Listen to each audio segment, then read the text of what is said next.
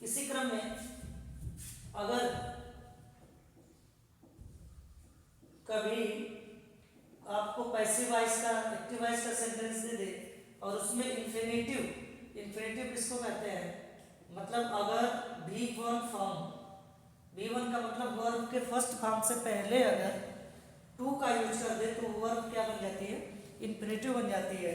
और उसके बाद अगर आपको ऑब्जेक्ट रखे, उसके बाद अगर ऑब्जेक्ट का यूज करके आपको सेंटेंस को पैसिव वॉइस में चेंज करना दे दे तो आप उसको कैसे बनाएंगे। सबसे पहले मैं एक सेंटेंस लिखता हूं, जैसे आई एम टू हेल्प हर।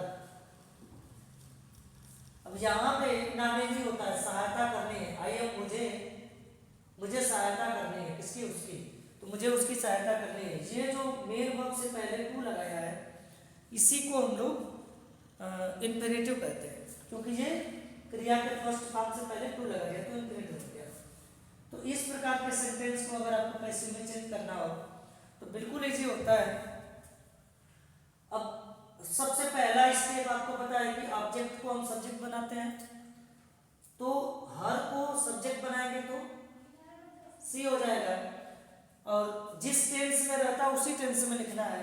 तो ये प्रेजेंट टेंस है तो सी भी प्रेजेंट टेंस में होगा, लेकिन सी के साथ हम इज लगाते हैं। बस करना क्या है आपको, ये जो इन्फिनिटिव है इसको भी यूज करना है, बस आपको यहाँ टू भी लिख देना है। और आपको पता है वर्ब की थर्ड फॉर्म लगती है पैसिव वॉइस में, तो यहाँ हेल्प्ड हो जाएगा, तो she is to be helped by, और आई का क्या हो जाएगा, मी हो जाएगा। तो इस तरीके से हम इस सेंटेंस को पैसिव वॉइस में चेंज कर सकते हैं। ठीक है, जैसे मैं कहूँ कि आई am to buy a watch, मुझे घड़ी खरीदनी है। आई am to buy a watch, ऐसा लिख दिया मैंने।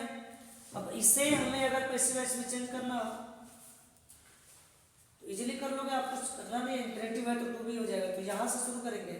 आवाज या क्या लिखेंगे, आवाज, और सिंगुलर है तो इज लगेगा, यहाँ टू भी, बात, उसके बाद बाई, आई का मी हो जाएगा। कर लेंगे आप, क्या हो जाएगा। मैं रेड से लिखता हूँ कि आपको दिखे। आवाज, यहाँ क्या लिखेंगे, आवाज। अब ये सिंगुलर है तो इज लगाएंगे, इज। अब यहाँ क्या हो जाएगा, टू बी, और बाई का थर्ड फॉर्म बाट होता है, BOUGH टी, बाट। बाई लगाएंगे और ये देखिए आई है तो क्या हो जाएगा, मी हो जाएगा जी, आपको पता है। तो एक घड़ी मेरे द्वारा खरीदी जाती है। तो इस तरीके से एक रूल हम लोगों ने पढ़ा कि अगर किसी सेंटेंस में इन्फिनेटिव का यूज कर दें तो हम उसको सेंटेंस में कैसे बनाते हैं, मतलब टू बी में रख लेते हैं। ठीक है, और जैसे एक सेंटेंस और लिखता हूं मैं, Rekha has to buy a watch. जैसे मैं लिखूं, Rekha has to buy, PUY a watch. तो इसको आप बनाएंगे और प्रयास करेंगे कि आपसे ये बन रहा है या नहीं बन रहा है, बन जाना चाहिए। और मैं आता हूँ नेक्स्ट रूल पे। कभी कभी एक्टिव वॉइस में ऐसे सेंटेंस दे देता है जिसको सब लोग जानते हैं ना, जैसे जो पार्टिकुलर किसी एक व्यक्ति के लिए नहीं होता, जो उस कमेटी के लिए, उस वर्ग के लिए वो कार्य निर्धारित होता है। जैसे चोर को पकड़ने का काम पुलिस करती है, तो ये पता है आपको कि पुलिस के द्वारा चोर को पकड़ा जाता है।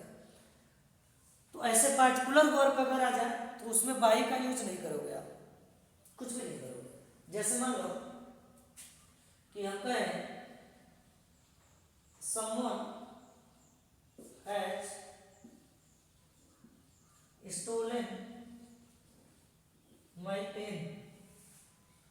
अच्छा, अच्छा, एक चीज और कर सकते हैं कि यहाँ काम करने वाला अगर अनिश्चित हो ना, किसी एक व्यक्ति की बात नहीं कर रहा है, पता नहीं किसने किया है ये भी नहीं पता, तो समवन नो वन ऐसा कुछ भी दे दे, जस्टिफिकेटिव प्रोनाउन जो आपने पढ़ा होगा। चलिए, तो इसको चेंज करेंगे तो बाय नहीं लगाते, मतलब इसको लिखने की जरूरत नहीं होती है।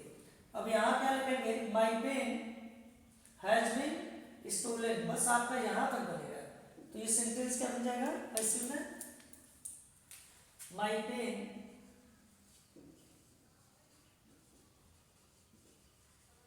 हैज बीन स्टोलन, मतलब जब कर्ता का पता ना हो, काम करने वाला कौन है जो पता ना हो, तो इस कंडीशन में हम यहाँ बाई नहीं लगाते। ठीक, तो ये नेक्स्ट रूल जो इसको ध्यान में रखेंगे। ठीक, थर्ड रूल की मैं बात करूं तो मुझे लगता है कि ये बहुत ही इंपॉर्टेंट होगा आपके लिए, और इसको मैं आपको एक ट्रिक से बताऊंगा। जैसे एक ट्रिक मैं आपको बता रहा हूं, आप याद रखेंगे, सादात, हम कहें सादात एक जगह है गाजीपुर में, तो सादात की मैं बात क्यों कर रहा हूं, क्योंकि इसमें भी कुछ ट्रिक है। बस से सादात जाना है, तो ये जाना है इसका कोई मतलब नहीं, बस हमको ये देखना है बस से सादात जाना है। तो यहाँ देखो वस लिखे हम है मैंने, तो वो का मतलब भी हो जाएगा, यानी कोई आप याद रखेंगे भी, और फिर ए हो जाएगा, फिर एस, तो बस, फिर एस से सौ हो जाएगा बस से, और सादात आप रख लेंगे एस डबल ए बी, और ये एट लास्ट में रख लेंगे। तो यहाँ से आप निकाल लेंगे ये जो एट आ रहा है, इतने सारे वर्ड जो मैंने बताया आपको, देखो भी से क्या हो जाएगा, भी से आपका वेक्स हो जाएगा, वेक्स याद रखेंगे आप, वेक्स मीन्स होता है तंग करना, परेशान करना। ए से अमेज, अमेज का मतलब आश्चर्यचकित। अब देखिए एक चीज, जब भी आश्चर्यचकित वाला शब्द आ जाएगा तो उसके साथ आपको प्रीपोजिशन एट लगाना होता है, जैसे कि मैंने लास्ट में सादात इसीलिए लिखा है क्योंकि यहाँ पे एट आ जाएगा, तो इससे आप पता कर लोगे। ये एस का मतलब क्या होता है, आप साफ में लिख लोगे, साफ होना ये भी हो जाता है आश्चर्यचकित होना। ठीक, तो यहाँ तक तो हमारा बस हो गया, ये बस हो गया, ये क्या हो गया बस। अब इस एस से 100 हो जाएगा, से हो जाएगा, तो ये हो जाएगा सरप्राइज्ड, ये क्या हो जाएगा, ये सरप्राइज्ड हो जाएगा। और ये यहां तक देखो, इसको मैं लिख देता हूं, ये क्या हो जाएगा बस से, तो ये सरप्राइज्ड हो जाएगा। और फिर जो है सरप्राइज्ड के बाद एनोइड, और ये देखो ये वाला जो ए है एनोइज, एनोई मीन्स होता है गुस्सा होना, और ये आ की मात्रा है, तो एनोइड एमएस हो गया, सॉफ्ट हो गया, सरप्राइज्ड एमएस, वेक्स्ड, और ये जो है एनोइड और सरप्राइज लिखा मैंने, सॉफ्ट, और एक और होता है सेटिस्फाइड, ये हो जाएगा एस से सरप्राइज, और ये सेटिस्फाइड हो जाएगा, तो B A double S bus, और ये से, और ये सादा, तो डी से हो जाएगा डिस्गस्टेड, डी से डिस्गस्टेड, और ये ए और टी जो आ रहा है ये जोड़ने के लिए आया, तो ये जो वर्ड आ रहा है इसमें वेक्स आ गया, अमेज्ड आ गया, इसमें जेड होता है ना, amazed, shocked, surprise, satisfied, annoyed, disgusted. तो ये surprise, annoyed, disgusted, amazed, vexed, shocked, और एक और होता है स्टार्टलेड होता है। तो सरप्राइज्ड, सेटिस्फाइड के साथ तो मुझे लगता है कि लगता नहीं, आप स्टार्टलेड लिख लो ना, सेटिस्फाइड के जगह पे स्टार्टलेड, क्योंकि ये चौंकना, आश्चर्यचकित होना, तो स्टार्टलेड। तो बस से देखो यहाँ बी एस बस और एस से हो गया ना, और फिर ये एस से हो जाएगा, ये सादात ऐसे, ये डी हो गया सादात। तो बस से हमें कहा जाना है सादात जाना है। तो ये एक छोटा सा ट्रिक आप याद रख लेंगे कि बस से कहा जाना सादात जाना है। तो ये जो वर्ड आएंगे vex, amaze, shock, surprise, startled, annoyed, disgusted, इन सबके साथ लास्ट में आपको क्या मिल जाएगा, एट मिल जाएगा। तो इससे हम एट का प्रयोग करेंगे। जैसे एक सेंटेंस देखो मजे से, योर बिहेवियर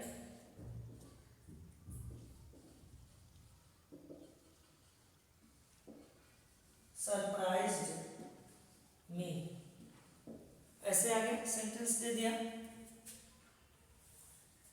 तो अब इसको हम अगर पैसिव में चेंज करेंगे तो आपको पता है कि आई, मी को आई यहाँ पे बनाएंगे तो क्या हो जाएगा, सब्जेक्ट आई, और आई के साथ ये सरप्राइज, देखो पास्ट में है तो आई वाज सरप्राइज्ड, और जब सरप्राइज आ गया तो आप याद रखेंगे सरप्राइज के साथ एट लगता है, I was surprised at your behaviour. तो जब सरप्राइज आ जाएगा तो इसके साथ हमको एट लगाना होगा, ठीक ना।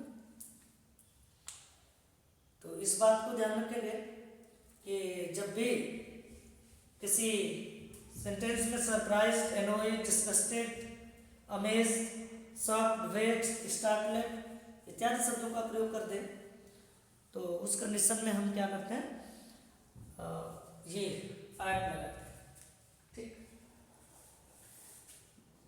नेक्स्ट रूल की बात करूं मैं, तो अगर किसी सेंटेंस में आपको नो दिख जाए या ओब्लाइज दिख जाए तो इसके साथ आपको एट भी नहीं लगाना, इसके साथ आपको टू लगाना होता है। इसके साथ प्रीपोजिशन क्या लगाना होता है, टू लगाना होता है। और स्पेशली ये 10th और 12 वाले इसको ध्यान में रखेंगे क्योंकि बोर्ड एग्जाम में ये बहुत पूछता है। तो इसके साथ टू लगता है, आप गलती कर देते हो। जैसे सेंटेंस दे देगा आई नो यू,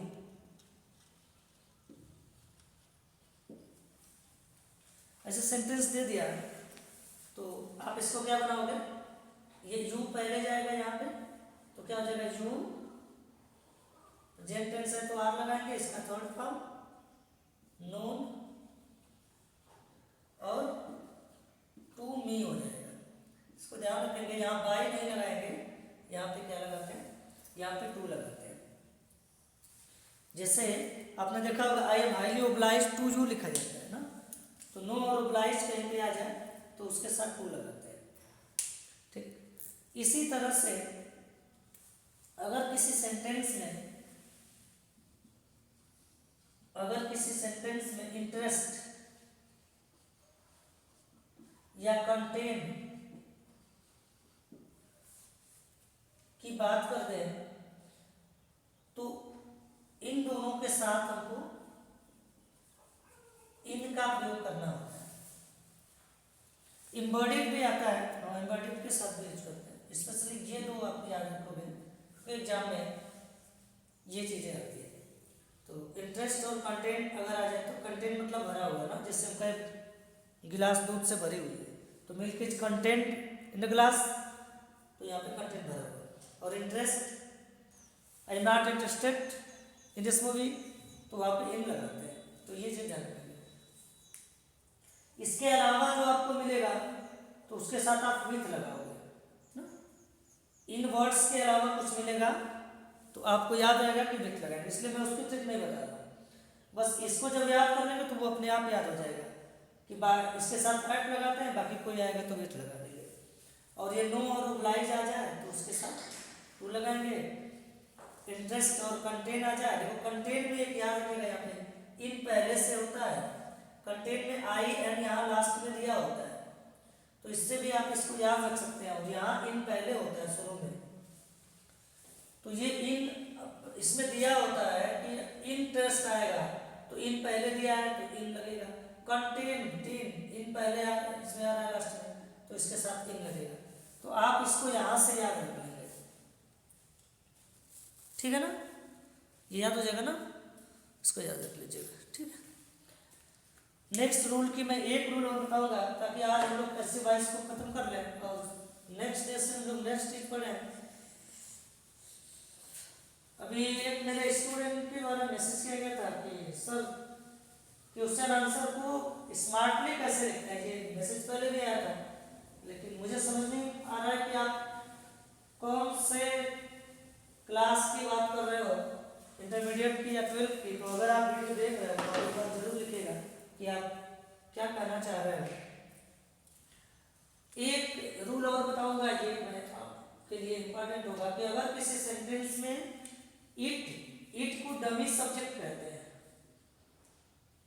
खैर ये तो बात की चीज है कि हम लोग इसको पढ़ेंगे, मतलब ये निर्जीव चीज को दिखाता है और सजीव को भी दिखाता है, ऐसा नहीं है कि ये सजीव को नहीं दिखाता।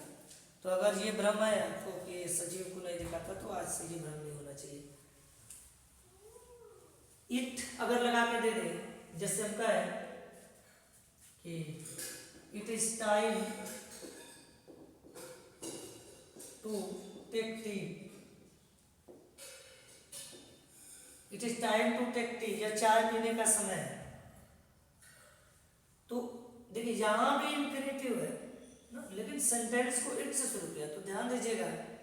अब क्या करेंगे कि इस कंडीशन में आप इस सेंटेंस को जब शुरू करोगे पैसिव वॉइस के, तो आप यहीं से शुरू करोगे, इट से ही शुरू करोगे। जैसे इसको बनाएंगे तो आप अब क्या लिखोगे, इट इज टाइम, और अब यहां पे आपको ध्यान देना है कि यहां पे आपको प्रीपोजिशन लगाना है फॉर ना, और अब देखो यहां तक आपको उतार देना। अब यहां से आपको चेंज करना है, यहां से पैसिव बस इतनी पैसिव बनाना है आपको,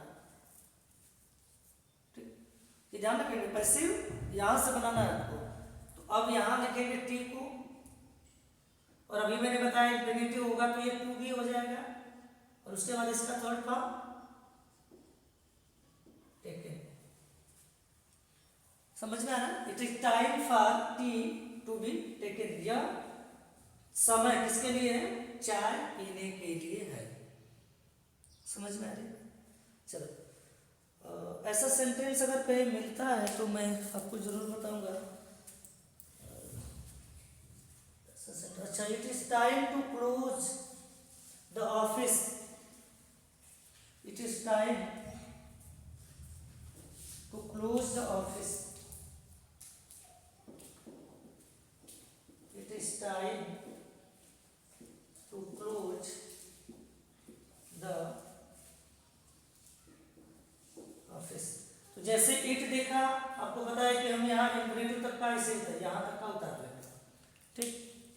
तो क्या लिख लें, इट इज टाइम, अब प्रीपोजिशन यहाँ पर फॉर, और यहाँ क्या लगा दे, टू बी, ऐसे।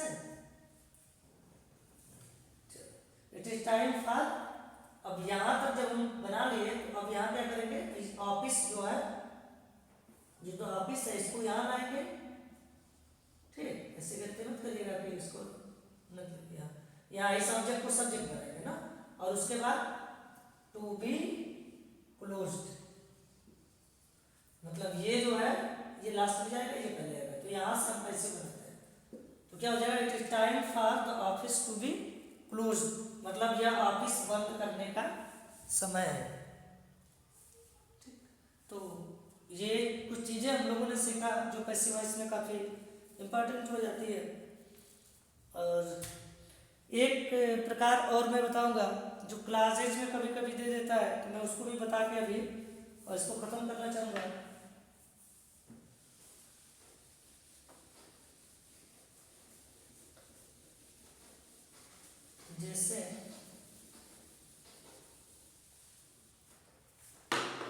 जैसे मैं बात करूं, अच्छा एक सेंटेंस और तो बढ़ता ही जा रहा है, ठीक है, उसको ही बताते हैं। There is a lot of work to complete, इसको तो आप बना ही लेंगे, देख लीजिए इसको भी, क्योंकि देयर भी इसके साथ आता है, तो ठीक है, इसको भी देख लीजिए। There is a lot of work to complete, अभी बहुत सा काम करना है, ऐसे कर रहा है। There is a lot of का मतलब अत्यधिक, अधिक, बहुत अधिक। वर्क टू कंप्लीट, कोई बहुत से कार्य करना है, तो इसको हम बनाएंगे तो यही काम, ये भी डमी सब्जेक्ट जैसे बना रहे थे ऐसे बनाएंगे, तो क्या लिखेंगे,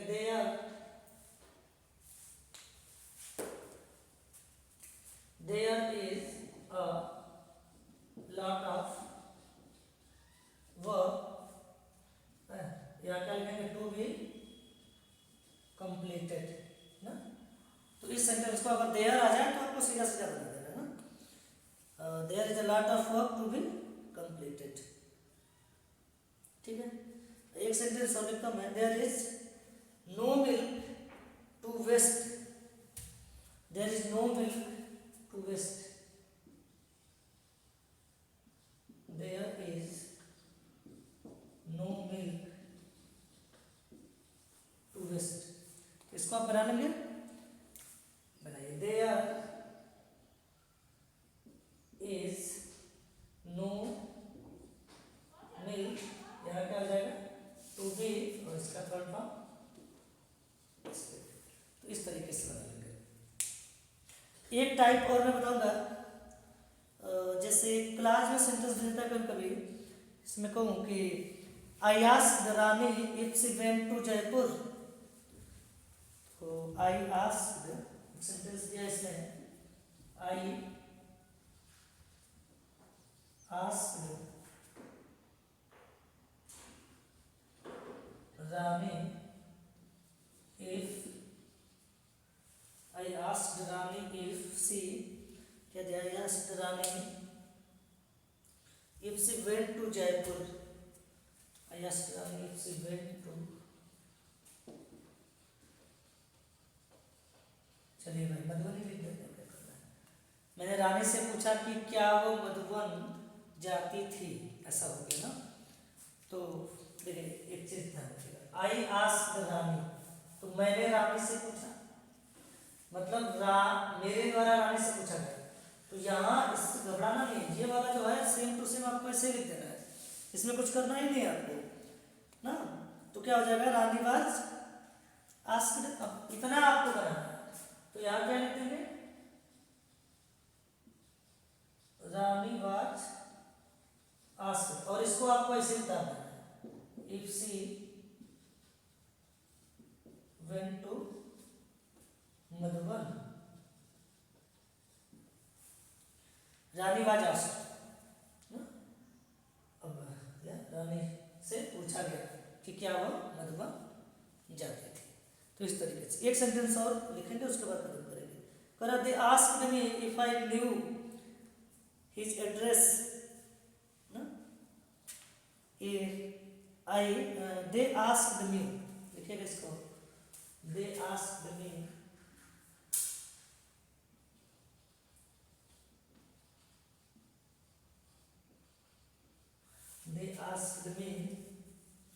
आगे क्या है, if I knew his address, if I knew